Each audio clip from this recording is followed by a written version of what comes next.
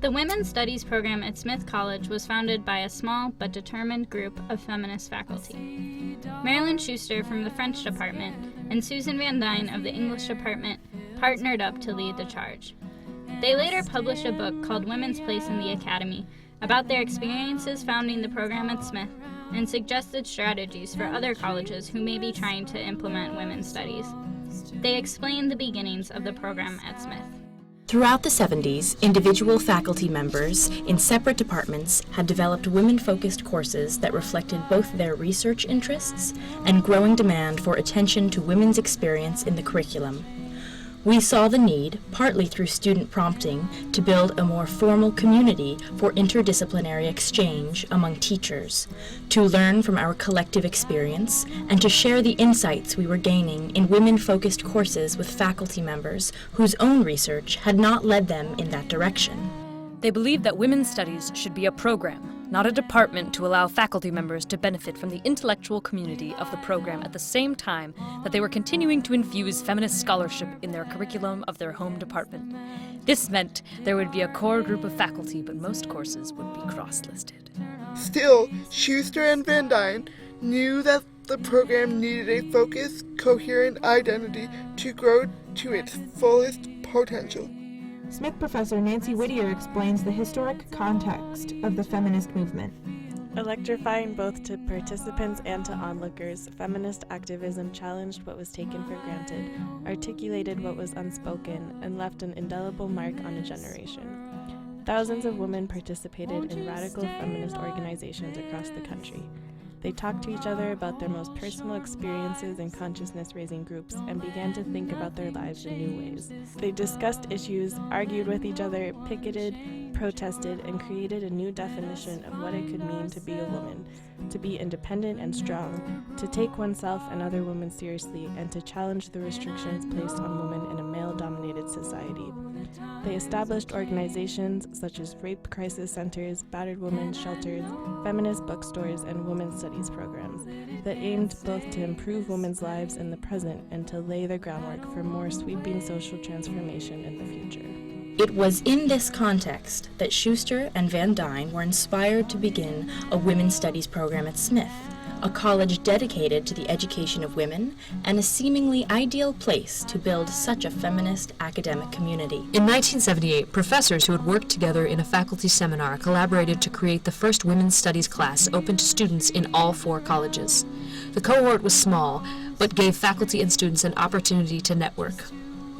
Jean Grossholtz, who taught political science at Mount Holyoke College, Carla Golden, who taught psychology at Smith, and I taught, this is me from the French department right at the time, taught Political Science 100, the politics of patriarchy, you can see where the focus was, in a formaldehyde-scented room in a science building at Mount Holyoke College. As I reviewed the syllabus, the films we showed, the assignments we gave the other day, I was very pleased to see that already race and sexuality were central concerns.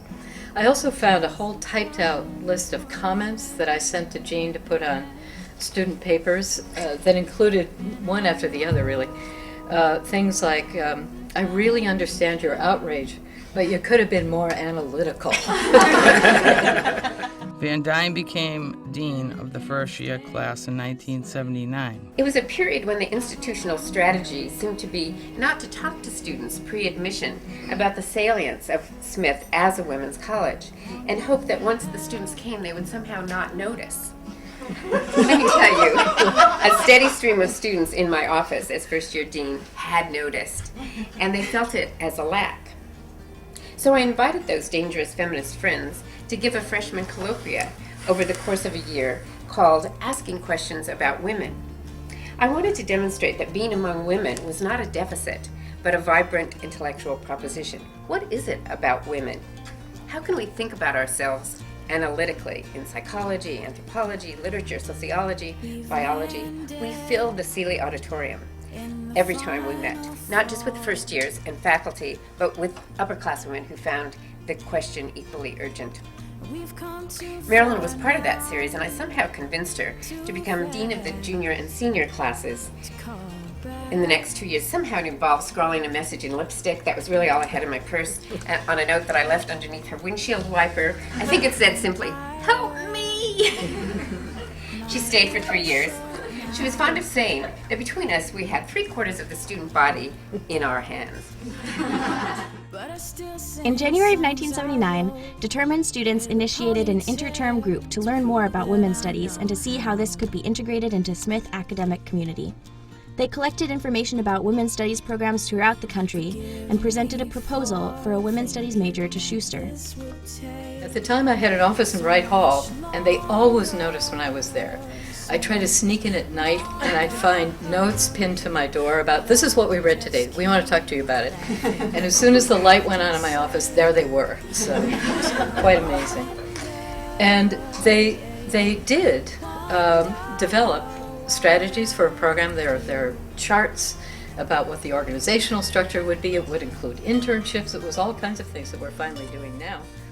And During this time, Schuster and Van Dyne led faculty workshops focused on the difference it makes to have women's and feminist perspectives in the scholarship. These faculty development seminars grew a feminist community of faculty allies at Smith and increased the number of courses about women and gender offered across the curriculum. Van Dyne and Schuster were making incremental progress with faculty, but wanted to make women's studies available to large numbers of students to share what was being taught in isolated courses and departments. They developed a radical model, making this statement through annual course clusters that galvanized students and faculty alike. In 1982, 4 professors began the first course cluster in women's studies. Students could take one or more of 4 courses in different departments and were all united by a public lecture. The first course cluster was called Women and Power. The experience itself felt powerful and subversive as professors from various disciplines filled McConnell Auditorium for lectures and shared insights in small group discussions. Crammed into first Seeley, then McConnell, then Stoddard, having the time of our lives. Around this time, Marilyn Schuster and Susan Van Dyne fell in love, beginning a partnership that would last for 33 years. as is true for most relationships, this anniversary marks a commitment that was preceded by a courtship. And courtships are less easy to date in time. In 1983, Schuster and Van Dyne submitted a proposal to have an advisory committee. Students and faculty were learning who cared about women's studies and who they could ask for guidance. In 1985, President Jill Kerr Conway finished her term at Smith. Though she was Smith's first woman president, surprisingly she did not support women's studies. Mary Maples Dunn was her successor and supported the creation of the program. The minor for women's studies was established in 1984. Schuster and Van Dyne's workshop meant there was a growing base of feminist faculty and enough courses to have a major. Beginning with the interterm group, students had researched requirements at other schools and were also pushing for a major. But there was strong resistance on the faculty. Arguments like, isn't women's studies superfluous at a women's college? Or why would we want to teach about obscure figures and victims? Shouldn't we teach about major events and successful leaders? At a 1987 faculty meeting, Schuster brought the issue to the floor for a vote. She outlined logical arguments, but the opposition was insulting. Conservative male faculty argued Smith was a college for women, not a women's college. They believed, as a college for women, Smith did not need to have such a program. They said that interdisciplinary majors were intellectual mush and curricular promiscuity. Martha Acklesberg, one of the most supportive and active faculty members on the issue, said she also opposed mush and astutely argued against the opposition. Many other women faculty followed her lead. Women's Studies passed 106 to 37, one abstaining. Smith Women's Studies, now known as the study of women and gender, has grown into one of the leading programs in the country. It has integrated itself into the curriculum but also transformed it. At the 30th anniversary of Women's Studies at Smith, Professor Gary Laring said, "You don't get this far simply by misbehaving, and you don't change the institution by misbehaving. That, in fact, one could study the 30 years of this history as a social movement.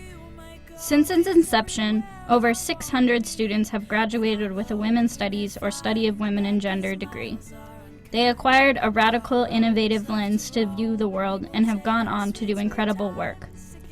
The history of women's studies is a story of what happens when activism meets academia. The program played a large part in making Smith the feminist institution it is today.